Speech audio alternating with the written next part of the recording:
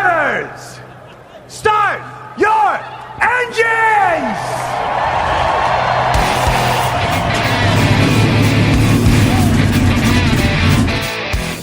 Hit the pace car! What for? Because you hit every other damn thing out there, I want you to be perfect! When I'm driving, I got a guy on the radio who talks to me. It's him. He talks to me. Well, I wanna be a race car driver. Pretty girls eating from my hand, yeah. Wanna live a life of fun and danger. No sweating working for the man, alright.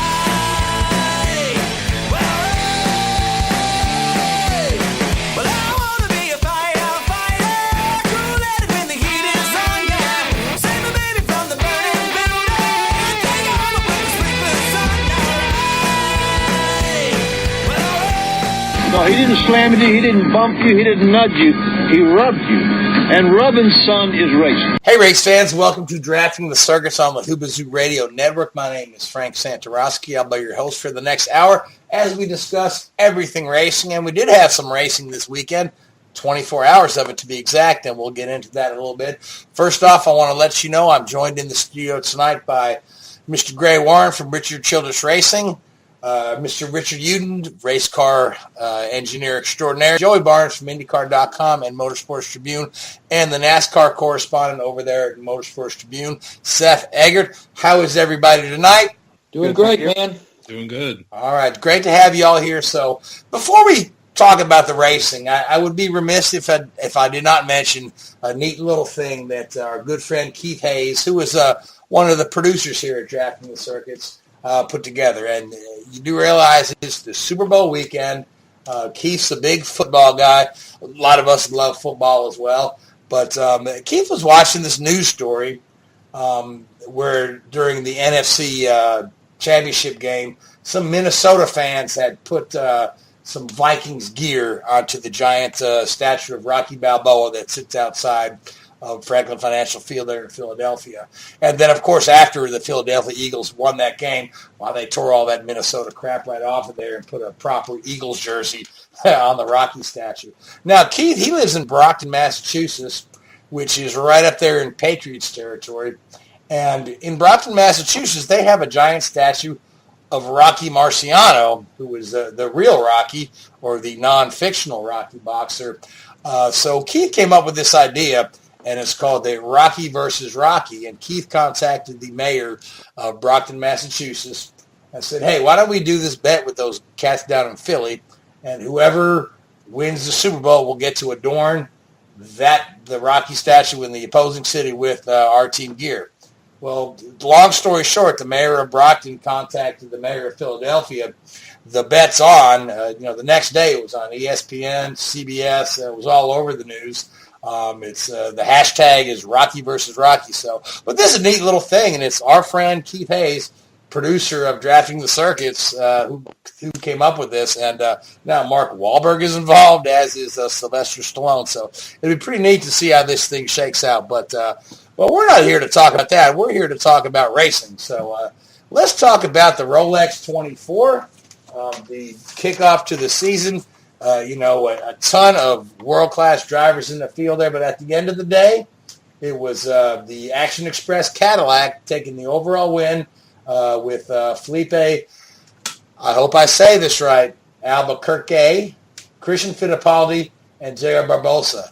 So, who wants to chime in and talk a little bit about it there, Joey, because you're not allowed to say football, so. Yeah, I thought it was a great race. Obviously there's a lot less cautions in it than a NASCAR race. So, I think it's fun that we can run 24 hours in an IMSA race and get away with very few cautions, but NASCAR can't go 300 laps without, 15 cautions. But I tell you what, the racing was good. We saw a lot out of a lot of different people. We saw a lot of attrition as well, as the 24-hour races typically play out. And Action Express gets the one, too. It's kudos to them because, we knew Cadillacs were going to be strong for the weekend. We knew they were going up against Team Penske, who was making kind of an Acura debut there with the DPI. And honestly, pretty stout race through and through. Not a lot of contact, even though there was a lot of aggressive racing. they put together a pretty good show, and be remiss to say that Lamborghini gets their first win there with the GTD category. They went from last to first in that group, in that class. And then obviously the big news coming out of it, besides Alonso, because that's obviously where everybody's eyes were, but Chip Ganassi Racing getting their 200th victory as an organization at Rolex. It was a class victory. And what was exciting about that is the fact that those 4 GTs, because in one car you had the 66 and you had the 67, and Bourdais in one and Dixon's in the other. And I remember we were 12 hours into this race in the late hours of the night, and you could see they were still within 0.3 of a second of each other. Like one lap Bourdais would run the fast lap, the next lap it'd be Dixon, and they were just all over each other. So it was cool to see 2 4-time IndyCar champions go at it and put on a good show, and at the end of it, Dixon kind of got the better of it. Yeah, good strategy move for the 67 team there with about 2.5 hours left in the race. They made a strategy move, and it got them out in front. But you're right, those 2 cars, the 66 and the 67, turning very close lap times, but it throughout most of the race, they were never more than 3 or 4 seconds apart on the racetrack. And I think the largest margin between them was at the very finish when the 67 car pulled out about a 12-second gap, and that's where they finished. But yeah, pretty impressive for Ganassi to win 200th, and that's 200 wins, and that's those wins span the globe really. IndyCar, NASCAR, IMSA, 24-hour Le Mans, 24 hours of Daytona several times, and then I think he's got a couple of wins in the World Rally Cars. So yeah, quite an impressive feat for Ganassi. And going back to the Cadillacs, they were having issues with their engines with overheating, the 5.5-liter engine. Spirit of Daytona Racing failed to finish because of the overheating, and they were one of the fastest in testing. Meanwhile, the 2 Action Express cars, they went behind the wall a couple times and had a NASCAR-style cool-down unit that NASCAR teams use during qualifying just to shock the engine and cool it down. And I just thought that was impressive that they were able to keep their engines cool long enough to make it to the finish. And speaking of making it to the finish, wasn't Roger Penske on the War Wagon the entire 24 hours?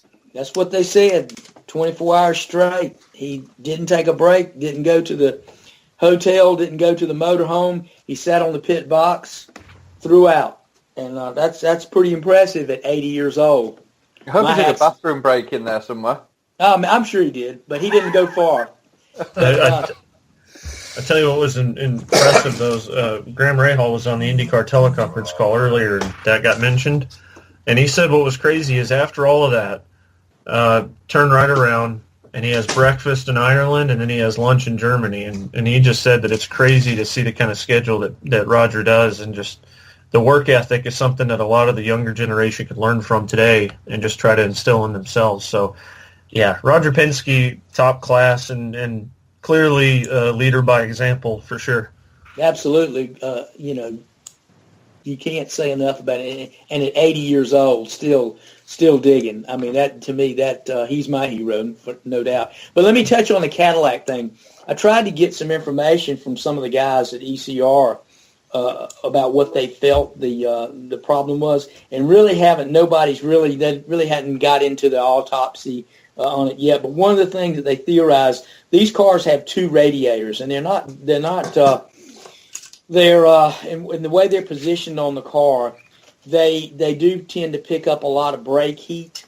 And another thing that particularly happened on the winning car, it went through the grass when the rain came about 8 o'clock Saturday night, and they had an off-track excursion, and they got a lot of debris and grass and dirt and sod in the inlet ducts, and they think that contributed to the first overheating incident. And then once those alloy engines get hot like that, in some cases it's really, really hard to get them cooled back down. But they were able to do it and nurse it through. And I mean, that speaks to to the durability of the engine. And boy, they were bad fast too.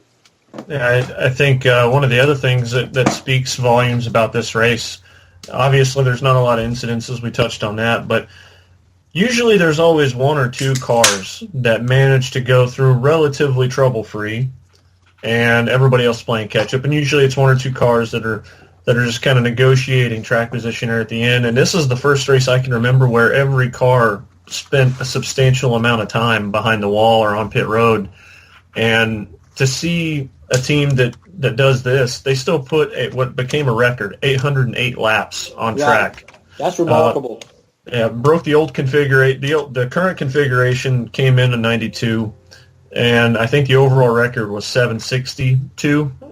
So to break something by literally, what is that, over 50 laps? It's just remarkable to me, especially considering the amount of issues that plagued every single team up and down the grid. We had 50 cars in this race, and to see what they were able to do was phenomenal. One of the other things that kind of came out of this, and we all kind of knew it was coming, is literally the next day after the race, we heard that Fernando Alonso was confirmed with Toyota in the WEC entry for the 24 Hours of Le Mans. So his quest to chase the Triple Crown continues, and he'll run a few more races on the WEC schedule beyond Le Mans. But outside of that, his legend continues to grow. But I'll say this is we're all paying attention to Fernando Alonso, but should Juan Pablo Montoya get the expected call to go do Le Mans, he would actually be the first one, should he win Le Mans, to get the Triple Crown since Graham Hill, having already won Monaco, already won Indy. So all eyes are on Alonso, but let's not forget about what Montoya has accomplished over a good career. Mm-hmm. Yeah, and JPM made a point of mentioning that the other day. He said, I'm actually closer to this thing than Alonso. So, but now, Richard, you've got some comments. I want to bring you into the conversation as well. Richard, what's on your mind? Very quickly, a couple of points really. On the Alonso thing, I mean, the Le Mans announcement was big enough, and it's a 2-year deal, so he's doing 18 and 19 at Le Mans with Toyota, but it's also, he's doing pretty much a full schedule this year in the WEC series. I think there's only one race he's missing because that clashes with an F1 race later in the year. So outside of that, he's pretty much running 2 full-time series this year, which is first time in a long time that's been done. And again, I think good for the sport and good for the diversity of the drivers, getting them out there, get a bit more exposure to some of these other series and get a bit more exposure for the drivers. But going back to the Rolex 24, wondering what your guys' thoughts are. I know you mentioned, obviously, that both of those Action Express cars spent a little bit of time behind the wall there, having their engine sort of nursed a little bit towards the end of the race. But do you think a certain amount of that was just being overly cautious? They knew they had such a lead that they really didn't want to take too much of a risk with it, and just thinking, we've got an opportunity to go out there and do this. Let's bring them behind the wall. Let's cool everything down, and let's get them back out there. Was it a mission critical thing, or just was it, hey, let's not have any mistakes? I mean, I look at that scenario, and really it comes down to look at the experience. I mean, you got Fittipaldi, Barbosa, Albuquerque, although I probably butchered his name there. Thanks, Frank, for getting that instilled in my head. But hey, look, we've all established none of us can pronounce it right. But we all look towards Alonso. We all looked at Penske. We all looked at the Taylors, and honestly, nobody was looking at this lineup. And we're always thinking that it's going to be the young guys because they're going to be the ones that can sustain the 24 hours, and they'll have the energy to do a 24-hour. But we continue to see Barbosa, Fittipaldi, and Felipe do what they're doing and winning races. It's phenomenal to see, and I think it speaks volumes to what Action Express has continued to do. I think this was their third Rolex 24 that they've collected. So, I think it comes down to just the experience, being able to manage the car, knowing how far to push the limit, what to do. The second car was having to baby it on that last bit because I forgot who it was that was in that car. And but he was holding off third place, and by also having to save fuel, and he ended up having to save fuel to make it to the end. For some reason, the name Morrison comes to mind, but I don't think that's right. Middleton. Thank you. And so yeah, I mean, he was managing it. He was babying the throttle and trying to get all he could for fuel mileage. But as far as as far as Albuquerque goes, I think there was a little bit of babying, but with the experience, I mean, how much do you really have to push? I'm sorry. Now for Felipe, this is his first overall win. He's been in the second car or in the car that's had trouble. While Fittipaldi and Barbosa have taken overall wins, Felipe has always come up just a little bit short. So for him, this was pretty exciting. And I had read an interview with him after the thing where he was like thinking, well, what's going to go wrong now? What's going to go wrong now? But they led pretty comfortably for about the last 9 hours. So, good on him getting that monkey off his back and taking the overall win. Did I very quickly? Did I also see that Fittipaldi? Throughout the season, he's going to sort of step back from driving. He's going to go more into a sort of commercial role within Action Express. I heard him say something like that in Victory Lane. He's not saying retirement yet, but he's certainly going to be calling it pretty soon. And speaking of retirement, Scott Pruitt retired after the race. Just one more thought on the Rolex. Gray, you had mentioned the rain Saturday night, the brief shower. I was actually very impressed by one of the Corvette cars. They never came into pit for rain tires. They stayed out on slicks throughout the entire rain shower. And granted, they lost about 10, 20 seconds a lap. But it was a strategy call to try to get ahead of the Ford GTs. Ultimately, they didn't. But going to what Richard was talking about before the show, world-class drivers, that was just very impressive on slick tires on that wet of a track.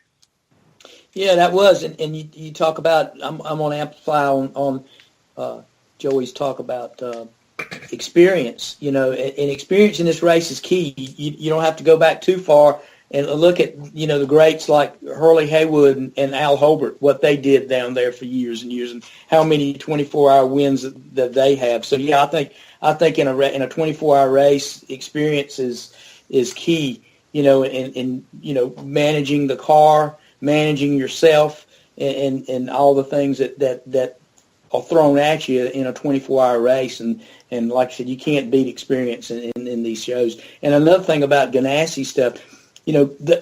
There were 9 GTLM cars in the field, and 3 of them finished on the lead lap and ran that way most of the race. The 66, the 67, and one of the Corvettes was not too far behind. So yeah, that not only, we talk about world-class talent, driver talent, but we had some world-class team talent and manufacturer talent in that race as well. And it's Grail sort of, probably understands where I'm coming from here. It's the concept, especially in an endurance race and a 24-hour race, of team execution. Knowing what's going to happen, having a plan in place, as Action Express did there, where their engines were overheating. They probably knew that it was a concern, and they prepared themselves, and they had a cool-down unit of some sort. It's going through these sort of stages, so almost your race is a non-event. It's just execution, and the guys that get that execution right and get it repetitive and get it well planned out, as they've shown this weekend, they're the guys that typically come out on top. There again, experience from drivers and experience from the garage makes a world of difference. Yeah, this was one of my final thoughts on the Rolex. This is probably the healthiest manufacturer field that I've seen in sports car racing for the Rolex 24 in quite a while.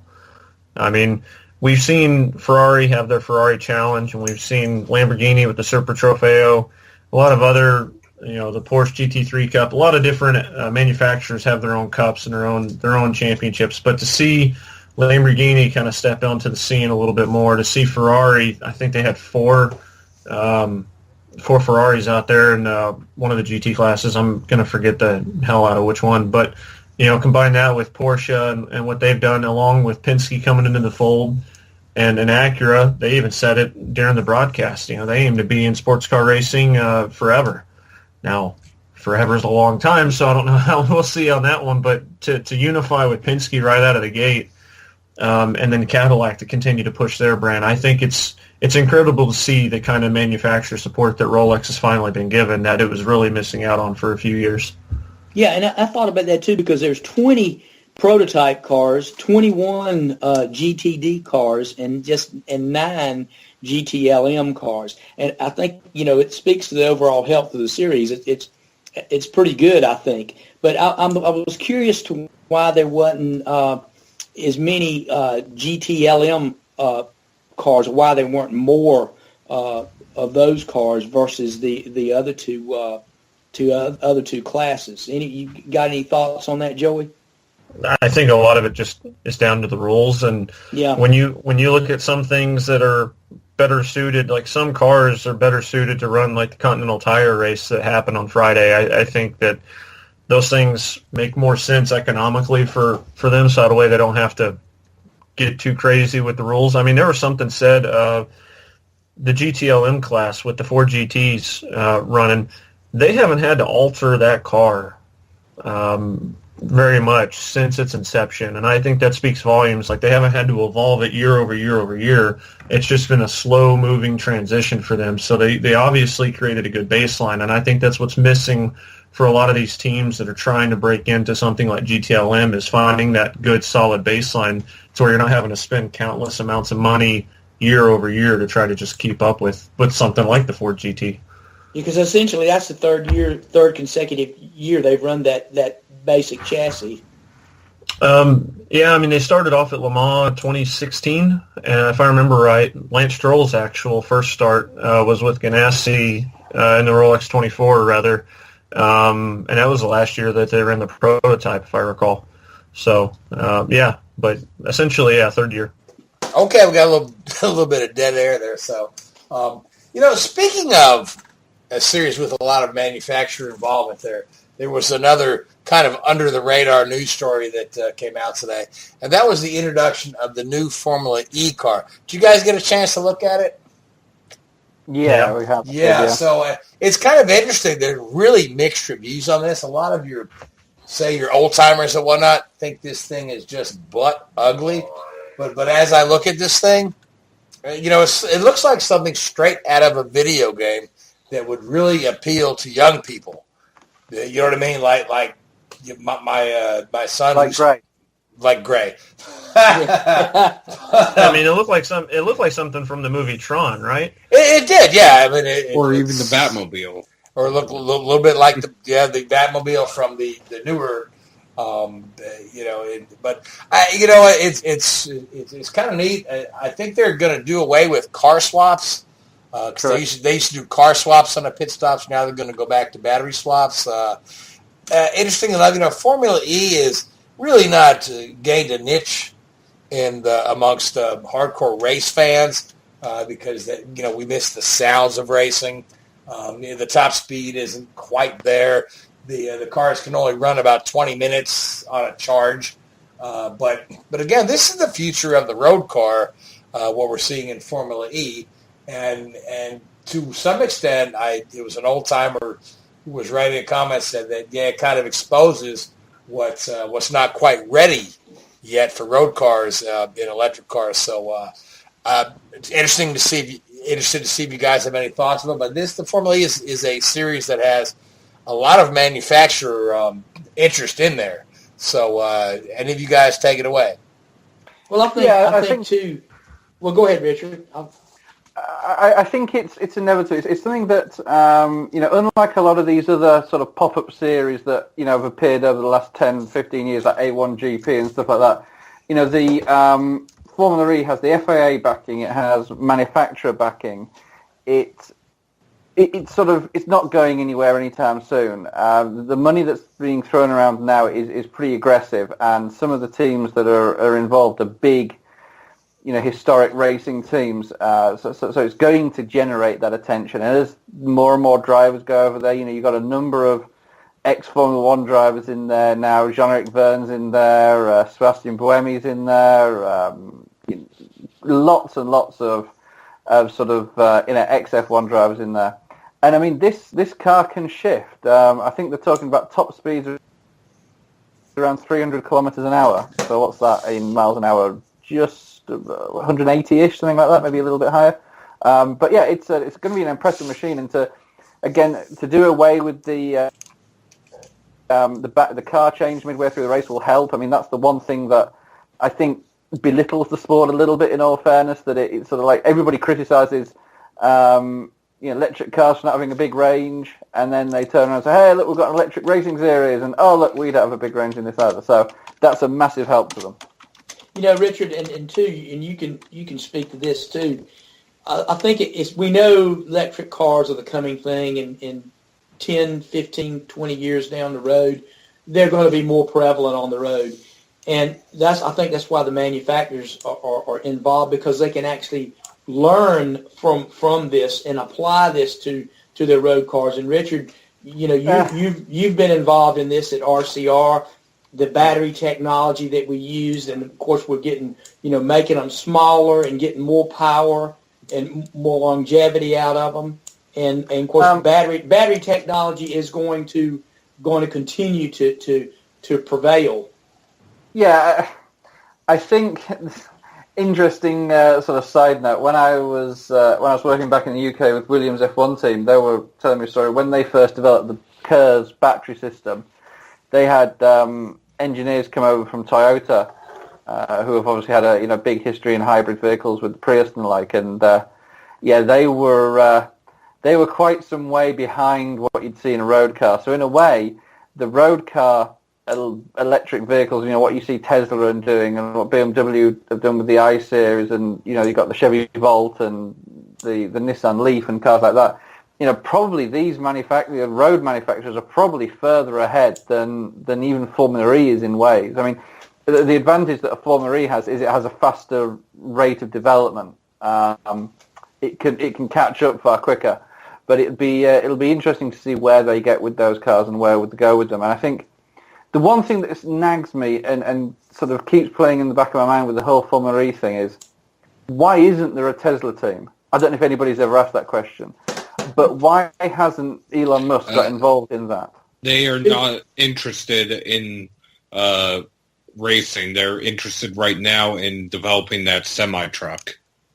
Well, all you have to do, I mean, my understanding is that the Jaguar Formula E team is being run by Williams Advanced Engineering Group. So all they need to do is stick some cash under somebody's nose and get them to put a Tesla badge on the front of it. They don't need to have resources and engineers and all that sort of. I mean, if they wanted to, obviously, but I'm surprised that they have. I think if they get involved, it would be a huge boost. Mind you, it could look pretty bad on their part if they got involved and didn't win.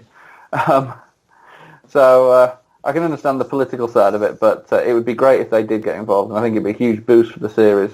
I think that company now is all focused on the space frontier right now, with everything he's doing with SpaceX and all that too. So well, his tunnels and his everything else he's building. Yeah, maybe he'll do it one day. After he conquers all this, maybe he'll try it then.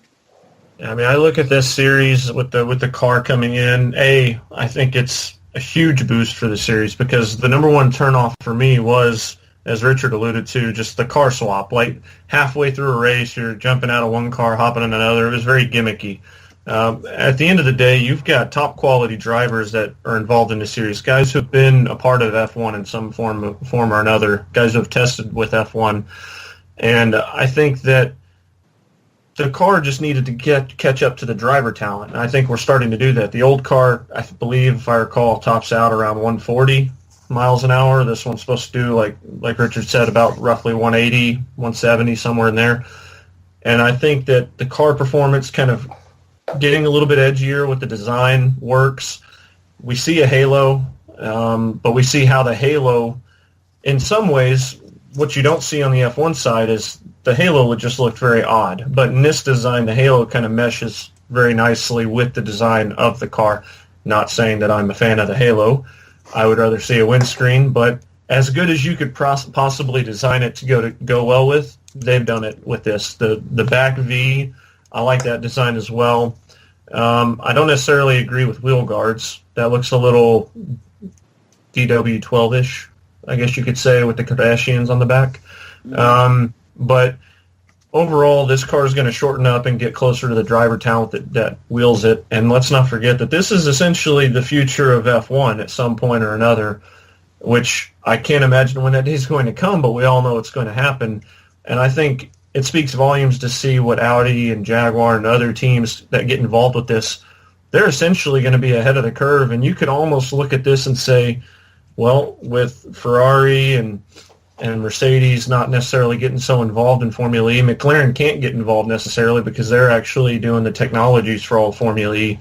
And that's part of the reason McLaren doesn't step in. And Zach Brown confirmed that at COTA last year on the reason why.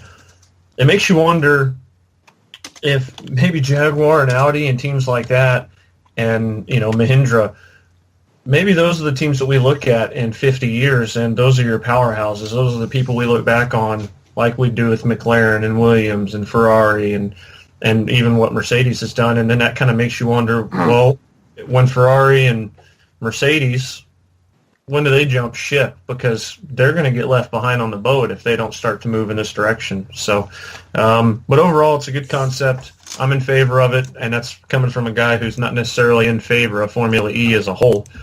We got to find some way to put some artificial noise in there, I think. Yeah, they sound like Power Wheels.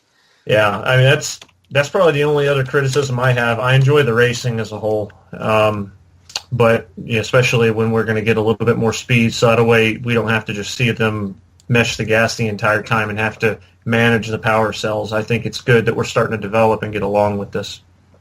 Now, with the growing popularity of Formula E and the manufacturer support, do you think one day there could even be electric series in NASCAR or in IMSA?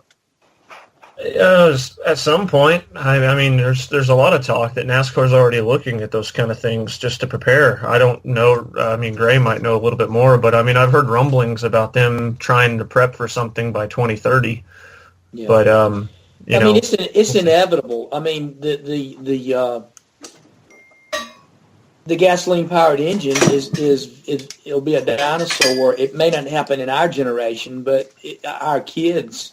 Our children will see it in theirs, and in their and our grandchildren will see it definitely. Yeah, I think it's inevitable. Coming down the road somewhere. We may not see it, but it's coming. Just one sort of final thought, I guess, on the Formula E, unless anybody's got anything else. But you mentioned there McLaren not having interest in Formula E specifically. I mean, in a way, they're actually the people that have done the hard work for these new cars. So Williams Advanced Engineering has lost the contract on the battery development, and now that's now been bought out by McLaren. So McLaren's doing the full drivetrain. So in a way, they're getting everything they need to get out of Formula E for their electric, sports car, for want of a better word. I just meant like as a not as a team, but as a technology group. Yeah, sure. But so they, in a way, they've turned around and said, well, we won't gain anything from, running an extra team. So that they're gaining all they need to gain from, from the battery development side. Plus, if they start winning, they're going to face a lot of those criticisms of having competitive advantage, and that's something Zach Brown alluded to. If we go in there and we start kicking everybody's ass, it's not going to look good, and there's going to be political questions. And of course, let's be honest, with it being affiliated with the FIA. There's going to be a lot of rumors, and those are things that you just don't want to deal with, and headaches that you don't want under your microscope. So, but I was saying that, and on the Formula One side, for the last 12 years, I think it is, maybe even a little bit longer, maybe 13 years, McLaren have been the sole manufacturer for the spec ECU and the electrical system which every Formula One car runs.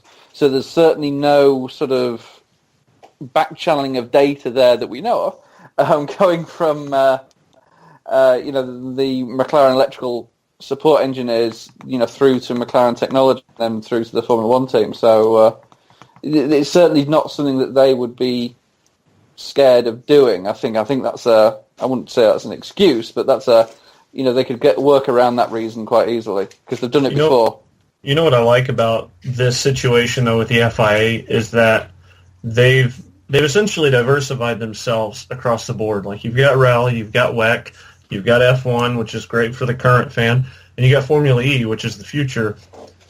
You don't see, like NASCAR's got their hands in IMSA, and they've obviously got Cup and Xfinity and Truck. Cup and Xfinity, you essentially see the same show. It's just a longer race on Sunday. And then Trucks is a very unique kind of series in itself. It provides a little bit of different racing. They don't have a situation right now where they're investing in something for the future.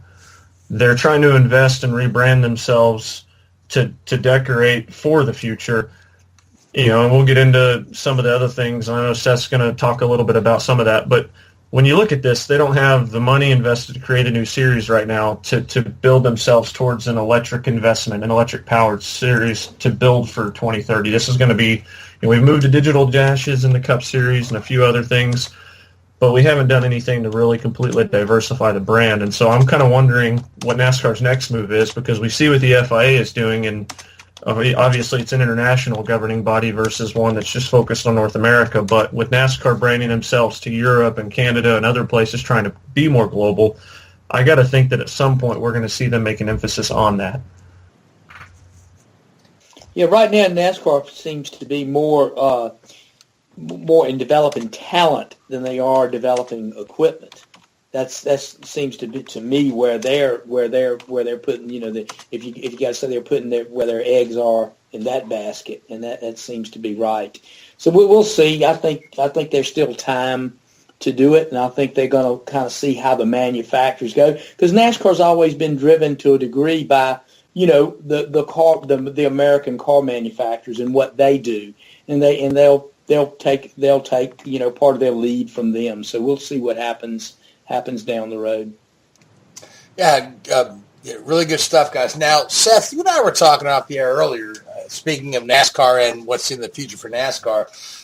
There's a little bit of rumblings of maybe we will have races that are timed rather than, you know, set to a distance. So what are you hearing? And I know a lot of this revolves around that Charlotte Roval race, but what are your thoughts? And we can just have a discussion on NASCAR races, the time versus distance. Well, there's still a lot of questions about it. Right now, it's more about the Roval race because the track at Charlotte Moore Speedway wants it to be a 500-mile race. NASCAR right now is billing it as a 500-kilometer race, but they haven't nailed down a final distance. At least that's the last they said at the media tour. There's been rumblings that could be a timed race as well, and there's also rumblings that maybe not this year, but in the coming years, some other races, maybe in the Xfinity Series, maybe in the Truck Series, or maybe just the road courses could be timed races. How this would affect stuff like the overtime line, red flags, other issues that in NASCAR are a little bit more unique than some other series, there's still a lot of questions. I don't know if they would even have an overtime line, because once the time runs out, isn't that the end in IMSA racing? Isn't that the end in the occasions in Formula One or IndyCar where they are forced to go to timed races? Yeah, interesting. You know, I think that, you know, the timed race is most appealing to, obviously, the programming executives at the television where they try to schedule everything out and plan it accordingly, and then when something runs over, they have to, scramble for a minute. You know, I've seen it in things like NCAA basketball, where we've got they give a 2-hour slot for each game, and then if one happens to go into overtime or if it just moves slowly, they just now Kentucky will be starting on ESPN3, and then we'll switch back over here. So it's really appealing to the television executives. But I mean, what would you consider an ideal time length for a NASCAR race? Because I've watched NASCAR my whole life. They really like the 500, whether it's 500 miles or like 500 laps at Bristol or Charlotte. They have a couple of 400s now at Pocono and Dover. But is it a 3-hour time slot, 2.5? You've got a younger generation with a much shorter attention span. Who doesn't want to watch a race that's going to push the 4-hour limit? Well, the magic number that keeps popping up is either 3 hours or 3.5 hours. More than likely, it'd be one or the other. That being said, there's also an idea that I did hear And I don't know if this would happen this year, if it would happen in a couple years. Take the Talladega Xfinity race, for example, which is a 315-mile race. And they're just using this, the rumor in this case is using this as an example. Instead of it being 315 miles, 3 hours and 15 minutes. So if you look at some of the other tracks, a lot of them are either 400 or 500 miles. Out of the 36 races, 22 are 400 miles or longer in length. Doing the math on those, a lot of them come out to about 4 hours, 4.5 hours, maybe 5 hours, depending on the track. If you were to cut those down a little bit, say instead of 400 miles, 4 hours, for some it would cut maybe 20, 30 laps. Others it might cut 40 or 50 laps, depending on the track and the kinds of cautions that happen throughout the day. Now, Gray, you've been involved in NASCAR your whole life, and what are your thoughts on this kind of really changing up the game to when you know what lap you have to get to you know what time you have to get to? How would this change the strategy of planning the race? Well, I mean, you know, if it started out and they said, okay, it's going to be a timed race, we're not going to have a set mileage to complete. We got to finish this in time. Obviously, there's a lot of things that go into play. You're going to have cautions, the normal cautions that you have during the course of the race, you know, for incidents on the track and track cleanup and things like that. If they continue this stage racing, then you've got, you know, a couple more cautions involved there. I understand what they're trying to do. That most races today are around 3 hours in the Cup side. You know, back when we used to run 500 miles at Rockingham and 500 miles at Dover, those races could encroach on 4 hours, no doubt about it. And you've seen what happened there. They shortened Dover from 500 to 400, and now it's in that 3 hour range. You know, I think that's probably the time that people want to see. The NFL, the first game of the day, kicks off at 1 and generally ends between 4 and 4:30 or 4:25. So you're probably looking at a 3 hour and 15-minute game, you know, there. And that seems to be, you know, perfect for the afternoon for that. So I'm saying if they wanted to do, you know, really probably what they need to do is look at mileage. I wouldn't say, you know, doing a set time, because basically what they would do eventually, if they said, okay, the race is going to be X amount of time, well, then they'd throw a caution with 10 or 15 minutes left so they could bunch up the field and have a race to the end till the clock expires. You see what I'm saying there? So I think basically, you know, I don't know that it would work. I wouldn't like to see them do that in IndyCar. I think IndyCar races typically, and Joey can speak to this, IndyCar races typically run, 2.5 hours, something Max. in that range. Yeah, it's something in that range.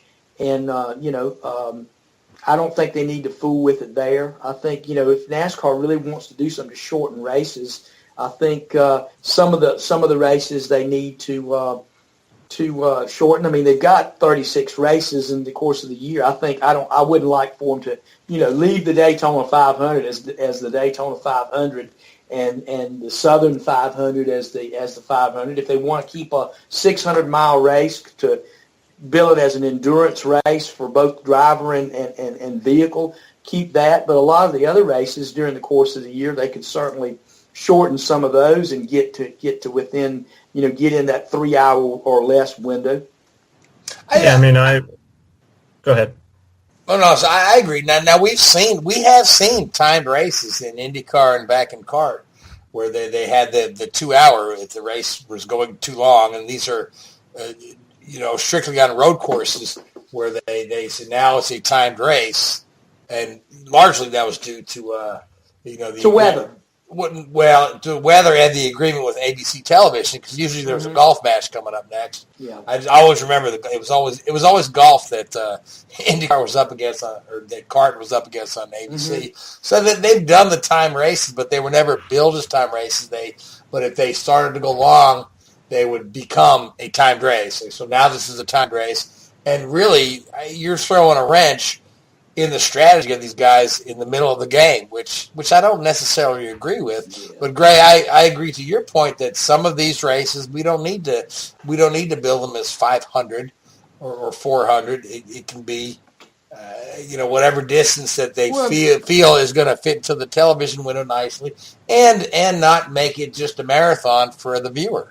Right, you can say 500 and be, a 500K, which is 312 miles. Yeah. And that's done at Phoenix now. Phoenix has done that, and they call it the such and such 500, but actually it's 500 kilometers and amounts to 312 laps.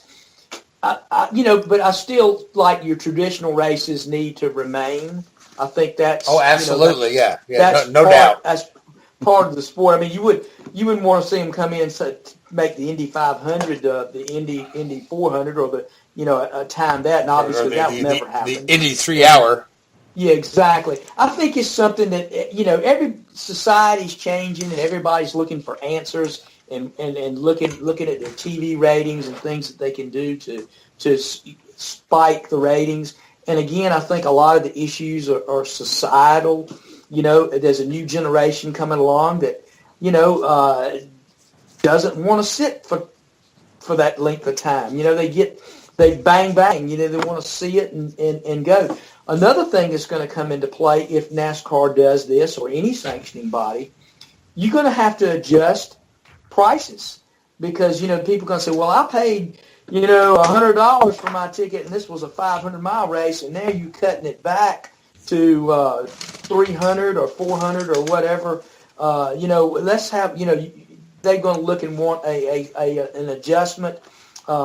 In the ticket prices too. So I mean that's one thing that needs to be looked at too. And can these track operators are they willing to do it? And then race teams too are going to look at they don't want to reduce their purse because their cost really essentially is the same whether you run 400 miles, 300 miles, or 500 miles. Your cost is their cost is going to be the same. So that's one more thing to kind of muddy the water when you look at reducing races. Good points, Greg. Or distance. Good points, Greg. Now, Joe, you have a couple comments on this? Yeah, I think that a few things that come to mind on this is whenever you're talking about shortening up in a race, if I'm a track promoter, I'm looking at this saying, well, I don't know how I feel about this because you're asking me not only to shorten up my time that I'm going to have this series here, but that's also going to permit, as Gray pointed to, the ticket cost. But I also look at it from concessions because that final hour and a half that the tracks get off of concessions, it's a lot of hot dogs. There's a ton. Well, yeah, hot dogs, sure, but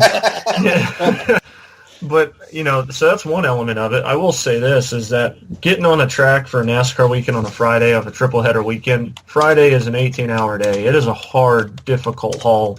And because usually the trucks run that night, we've got qualifying during the day, we got practices, we got media availabilities. There's a lot going on there that the fans don't know about. That said, I wouldn't mind seeing a situation play out where maybe we're seeing the trucks and the Xfinity Series maybe swap on occasion and share weekends when Cup's not running. I don't think we need a 36-race schedule. I've been clear about that many times. I do think we need to keep traditional races the same, the Daytona 500, 500 miles. If we're going to keep the season finale at Homestead, which I'm not in total favor of, I think that needs to revolve. I agree with Kevin Harvick on that because it needs to be similar to the Super Bowl in some respects. We're never going to move the Super Bowl of NASCAR, so we might as well move its season finale and rotate it among the final 10 and make sure that every market that is a major market gets some sort of chance to see this show because not everybody can afford to fly from California to Florida. But another way about it is, would we really be talking about this if the racing product was better? If the racing product was right where it needs to be, everybody would be paying attention. And nobody ever complained about this back in 2000 about are the races too long? The fact of the matter is we enjoyed the racing we saw, so we didn't bitch and moan about what the length of the race was. We actually didn't want it to end, which is how we've come up with all these manufacturer strategies. Like, we've got to manipulate things like stages, and we got to manipulate the green-white checker. You want to give me a green-white checker, fine. Don't give me stages. If the racing is good and it's pure and it's the way it's supposed to be and it's a quality product, you don't need to manipulate it with all this stuff in the middle. And then you're not going to have to worry about fans, complaining about the length that the races are. I've heard that the NFL's trying to find ways to speed up the game because it's 4 hours to watch a football game. So whenever Vince McMahon, the WWE founder and all that, came out with the XFL idea last week, he talked about making sure the game stayed 2 hours. I actually think that keeping NASCAR traditional races at their set mileage is good. But if we're going to move it, let's move it to where other races for Cup race weekends are the Xfinity mileage. So I'm okay with that, and maybe we find a way to make it to where Xfinity and trucks, compensate each other with the same type of mileage. Because honestly, the purse that's given for trucks, unless you're the champion, and in some cases even when you're a champion, isn't enough to sustain itself unless you have factory support. So in many cases, those guys are always pulling in the red anyway when it comes to the books. So I think there's got to be some way to kind of level this out. And I think that's going to lead to them not only shortening races in some capacity, but also shortening the season in some capacity. Yeah, I agree with one thing you said in there was they do need to move the final race of the season. That needs to be on a rotating basis, as well as the All-Star race. I think that needs to be changed up. That'd be one improvement to the series that I would like to see as well. I know that I'm an IndyCar homer here because I write for the series, as I was introduced by Frank on. But when I look at it, and these are sheer facts, when you go look at facts, I understand NASCAR folding like a 4 million weekend rate as far as viewership, and that's a very, very strong number. At the same time, that number's not nearly as strong as it used to be. They're trending in the wrong direction. Whereas you look at IndyCar, and yeah, the number's significantly less in comparison. It's 1.14 million. But I look at that situation, and one is growing at a 30% year-over-year rate, that being IndyCar, and the other one is falling at about that same rate. Eventually, those two are going to meet if something doesn't change soon. And I think that if you're NASCAR, you've got to be able to look at yourself and be honest and transparent with yourself and understand that there isn't a lot that IndyCar is doing different. They're finding a way to keep costs down. They're not changing a lot of things when it comes to racing. The only thing you could say that they might offer that's a little unique that maybe you don't agree with is double points at Indianapolis and at the season finale in Sonoma. But compare that to stage racing, 1 million cautions in a race, everything they can to keep a race going longer, to keep a fan in the seat, to keep them buying concessions. So when I hear timed races, I kind of laugh at it in some respects. They've got to find a way to change this program up a little bit. Yeah. Well, just one thought on your million cautions. Cautions last year, even with the stages, were actually down about 31%. How many average a race? Because I bet you I saw less in the Rolex 24. Oh, there definitely were less in the Rolex 24, no doubt about that. That was an unusual. That might have been an aberration because typically it's there's more. The second lowest. It was the second lowest. The 1992 Rolex, I want to say, only had one caution. I'm glad that was the prior distance record, 1992. That's the record they broke. Which, by the way, the distance record was 2,876 miles, which is you can get to New York from New York to L.A. and go a little bit farther. So that's actually quite impressive in 24 hours. I'm glad you brought up the IMSA, though, because that is a NASCAR-owned series, and the races are timed, and we only have one 24-hour race on the entire schedule, the Rolex 24 in Daytona. We got the 6 hours in Watkins Glen. We got 12 hours of Sebring, but there's only 124, and it's very well watched. Fox did a good job of changing out the coverage, but making sure it stayed on one of the major networks that they have for the most part. And it stands out. They found a way. IMSA did, or Grand Am really, a long time ago, even before Grand Am. They found a way to make sure that race stayed unique. And that's the one thing is when you go to a typical NASCAR weekend that's not Daytona, which I don't know what the hell Daytona Day is, by the way, but when you go to something that's unique, you enjoy it. It's an experience that is totally different from anything else. And when I go to a NASCAR race, I don't really see an experience that's different than anywhere else I go to. Mile and a halfs are mile and a halfs, and the show is essentially the same. Well, saturation too. You know that. Yeah. And that is part of the problem. You know, too. They're saturated. Yeah. So you talk about timed races. I see it in IMSA, and we see that it's a quality product too. And we also see that it's not nearly as backed as much as IndyCar or, NHRA or NASCAR, things like that. But people know that if they turn it on randomly, they can watch it. And I'm sure at an overtime average, they've done really good with the Rolex 24 this year. But that said, they've got to find some way to keep things unique and not oversaturate the product.